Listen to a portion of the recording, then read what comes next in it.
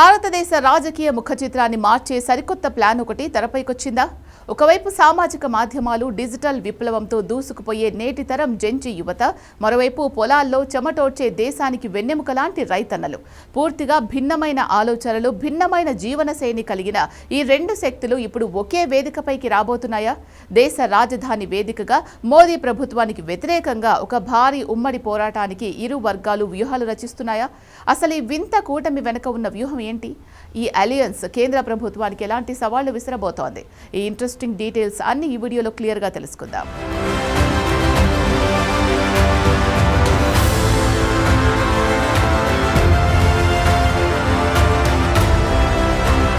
ఇటీవల దేశ రాజధానిలో జరిగిన ఒక పరిణామం ఇప్పుడు దేశవ్యాప్తంగా చర్చనీయాంశంగా మారింది.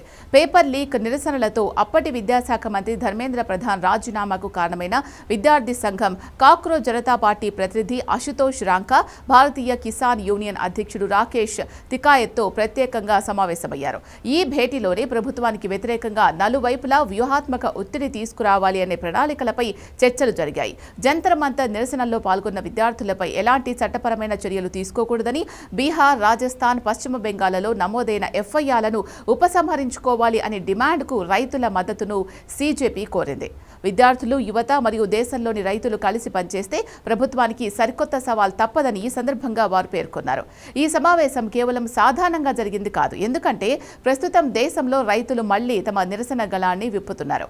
మధ్యప్రదేశ్లో పండించిన పెసర పంటను 100% ప్రభుత్వం మద్దతు ధరతో కొనుగోలు చేయాలంటూ సంయుక్త కిసాన్ మోర్చా ఆధ్వర్యంలో 2,000 మందికి పైగా రైతులు నిత్యావసరాలతో భోపాల్ వైపు మార్చి చేపట్టారు. మరోవైపు అమెరికా, భారత్ ద్వైపాక్షిక వాణిజ్య ఒప్పందం వల్ల భారత వ్యవసాయ రంగానికి నష్టం వాటిల్లుతుంది అంటూ పంజాబ్, హర్యానా, హిమాచల్ ప్రదేశ్ రైతులు దేశ్ బచావో ఆందోళన బ్యానర్ కింద శంభు బార్డర్ వద్ద పెద్ద ఎత్తున నిరసనలు తెలిపారు. కేంద్ర వ్యవసాయ శాఖ మంత్రి శివరాజ్ సింగ్ చౌహాన్తో చర్చలు జరిపే హామీ లభించడంతో తాత్కాలికంగా వెనక్కు తగ్గారు. అంటే ఇటు విద్యార్థుల్లోనూ అటు రైతుల్లోనూ అసంతృప్తి రాజుకుంటోంది అనేది స్పష్టమవుతోంది. అయితే ఇక్కడే రాజకీయ విశ్లేషకులు ఒక ఆసక్తికరమైన ప్రశ్నను లేవనెత్తుతున్నారు. అసలు నగరాల్లో ఉంటూ డిజిటల్ ప్రపంచంలో బతికే జెన్జీ యువతకు గ్రామీణ ప్రాంతాల్లో ఉండే రైతాంగానికి అస్సలు పొంతన ఉందా?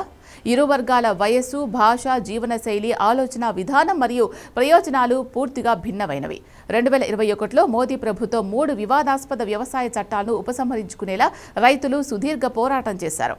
అలాగే ఇటీవలే జంతర్ మంతర్ వద్ద విద్యార్థులు ప్రభుత్వానికి మోకరిల్లేలా చేశారు.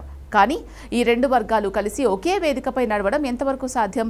క్షేత్రస్థాయిలో ఈ రెండు భిన్న ధృవాలు ఎలా కలుస్తాయి అనే సందేహాలు వ్యక్తమవుతున్నాయి. అయితే విశ్లేషకులు చెప్తున్న దాని ప్రకారం ఈ రెండు వర్గాలను కలిపే ఒక బలమైన ఉమ్మడి సమస్య ఉంది. అదే దేశంలో పెరుగుతున్న నిరుద్యోగం మరియు లోపభూయిష్టమైన పరీక్షల విధానం.